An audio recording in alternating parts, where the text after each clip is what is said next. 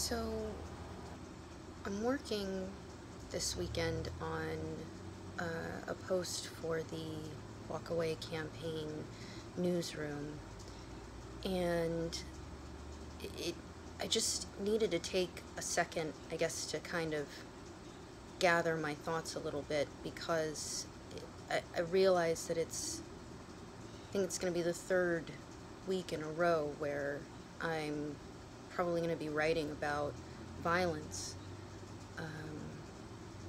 particularly violence coming from the left, and what I see as just a failure from Democratic leadership to really speak up or denounce it. For I guess clarification, this week, I don't know how many of you are familiar with the band Social Distortion. They're a legendary band from when I was growing up, and it appears that the lead singer, Mike Ness, may have jumped into the crowd and assaulted a Trump-supporting fan that was admittedly heckling him, because apparently Mike began speaking about politics and began talking negatively about the president, which is his right to do. He's a human being just like everybody else. That's not what I'm, whatever. And just like he's allowed to say those things and say whatever he wants, the guy in the crowd was allowed to heckle him for it, especially at a punk show. I mean, what do you expect? It's one of the beautiful things about that music is the energy that gets passed back and forth between the crowd and the artists. And Mike's practicing his freedom of speech exactly the same way this other guy was, and apparently he said something about not being there and paying him to listen to his music and not his politics. He admittedly then apparently stood there silently and flipped him off for a couple songs. So, admittedly annoying, but and I can't. If you watch the video of it, it's a little hard really to see what's happening. But according to the fan, he then jumped. You can see him rip it, take his guitar off, and he goes down into the crowd, and apparently he started pummeling this dude in the face.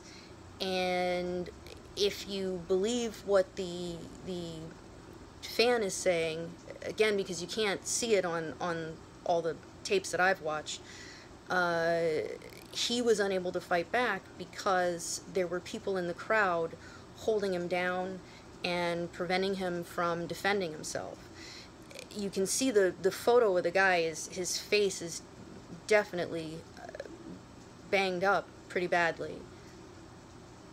And what struck me about that wasn't what you can't really see on the film.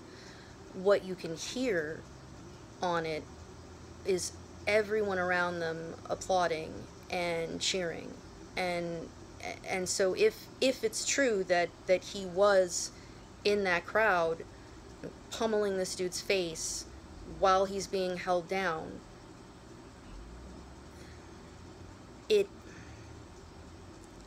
I don't know how to feel about a whole crowd of people cheering something like that on. You go from that this week to Candace Owens and Charlie Kirk last week in Philly, and before that it was Ashton Hess in I believe it was Portland. And I'm thinking about how, you know, the other day I was in I was talking with some friends from Walkaway, and one of them was trying to boost everyone's morale and just reminding all of us how important it is that we keep talking, and that if anyone's going to get through to these people on the far left, it's going to be people like myself and like her and like, you know, the other people that we're talking. It's going to be people that are trying to move away from the extremes on both sides, and are trying to get, you know, both sides to come together and compromise. Her thought was that we're the ones that are going to be able to do it because we used to be there.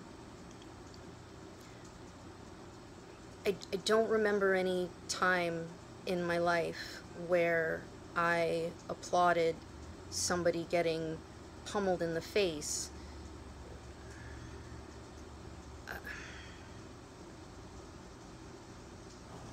I don't know how to talk to people that think that's okay.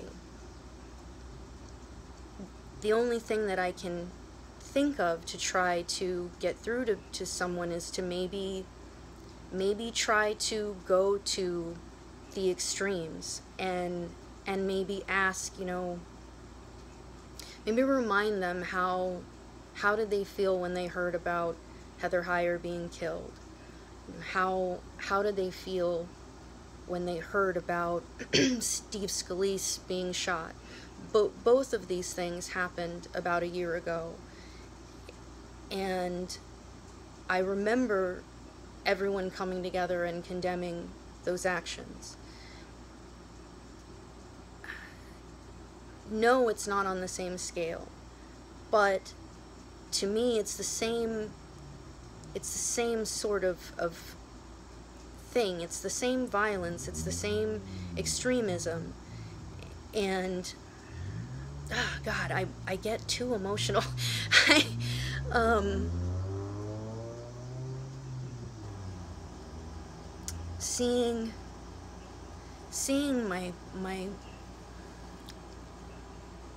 Seeing other Americans laughing and clapping and cheering on someone getting their face, you know, smashed in. I don't know how you argue with that. I don't know how you get through to people that think it's okay. I feel like, you know, I can talk about policies, I can talk about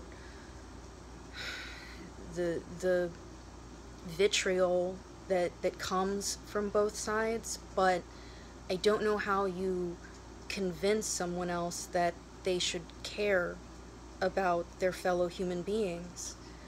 I don't want to see people get hurt. I don't want to see people get killed. I don't want to see people get their faces smashed in, or their hats knocked off, or their, you know, bull horns in their faces and whistles, and it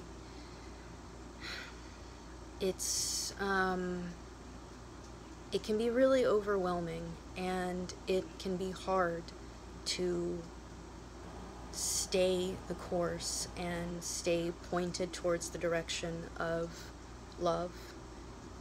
And I keep telling myself I've only really been vocal and pushing this for a month, and so it's new, and it's going to be hard, and I just need to keep going. So you know, if anyone has any suggestions on how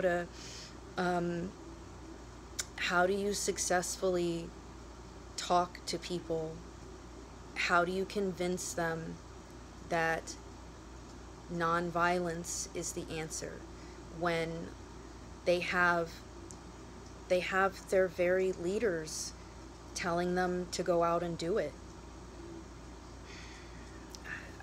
I don't know.